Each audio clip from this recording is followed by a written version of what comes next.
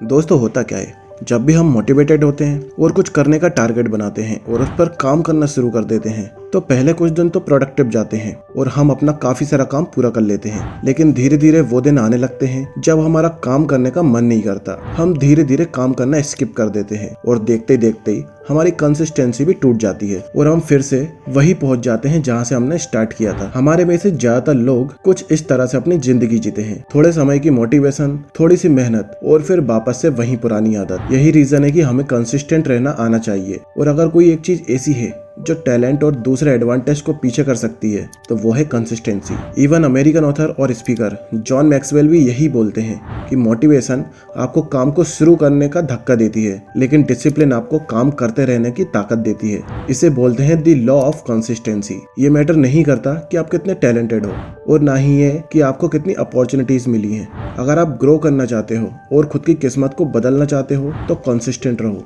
यानी हमें अपना ध्यान डायरेक्टली कंसिस्टेंट रहने पर नहीं बल्कि अपने अंदर डिसिप्लिन बिल्ड करने पर होना चाहिए, क्योंकि एक डिसिप्लिन्ड इंसान खुद ही हर वो काम कर सकता है या हर वो चीज कर सकता है जो जरूरी है। डिसिप्लिन्ड होने का मतलब ये नहीं कि आप अपने काम को पूरा करना चाहते हो। डिसिप्लिन्ड होने का मतलब है कि आप अपने काम को पूरा करना चाहते हो, फिर आपको उसे करने का मूड हो या फिर नहीं। दोस्तों, सक्सेस हासिल करने के लिए सबसे जरूरी ट्रेड है कि आप क्वालिटी वर्क प्रोड्यूस करो, स्पेशली उन दिनों में जब आपका काम करने का स्पेशली मन ना करता हो, क्योंकि यही चीज आपको दूसरों से अलग बनाएगी। जहां दूसरे लोग एक पॉइंट के बाद काफी कंफर्टेबल होकर बैठ जाते हैं, वहीं आपके आगे एक पॉजिटिव गोल होता है जो आपको अपनी तरफ खींचता है और अपनी पोटेंशियल को अचीव ना करने के डर से अपने गोल की तरफ भागने को मजबूर करता है। दुनिया के सबसे बड़े साइकोबायोलॉजिस्ट में से एक जैक पेंगसेप ने भी अपनी एक रिसर्च में ऑब्जर्व किया, चूहों के दिमाग में मौजूद मोटिवेशन सर्किट सबसे ज्यादा एक्टिवेट होते हैं, क्योंकि हमारे दिमाग की फाउंडेशन भी एनिमलिस्टिक सर्किट से ही बनी है। तो दूसरे जानवरों के बिहेवियर को स्टडी करने से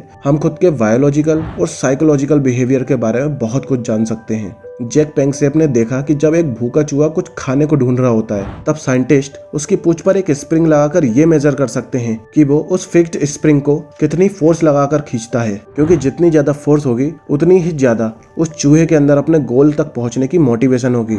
और नॉर्मली भूखे चूहे एक सर्टेन मोटिवेशनल फोर्स दिखाते हैं, लेकिन जब साइंटिस्ट इस एनवायरनमेंट में एक बिल्ली की स्मेल को फैला देते हैं तब चूहा डर जाता है और वो अपने एनवायरनमेंट में से जल्दी बाहर निकलना चाहता है। और हमारे लिए इंटरेस्टिंग बात यह है कि चूहा डरने के बाद और मोटिवेटेड फील करता है और वो स्प्रिंग को और तेजी से खींचता है ताकि वो अपने खाने के पास जल्दी पहुंच सके और अपना पेट भर सके और साथ ही अपनी जान बचा सके।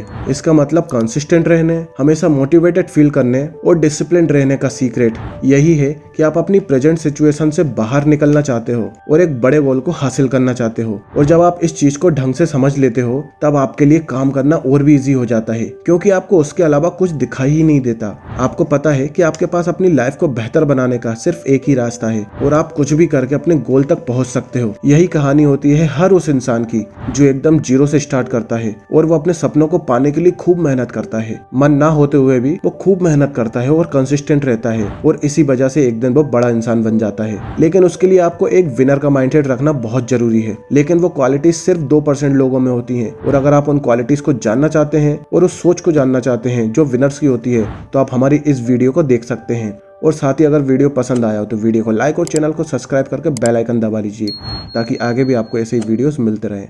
Thank you for watching.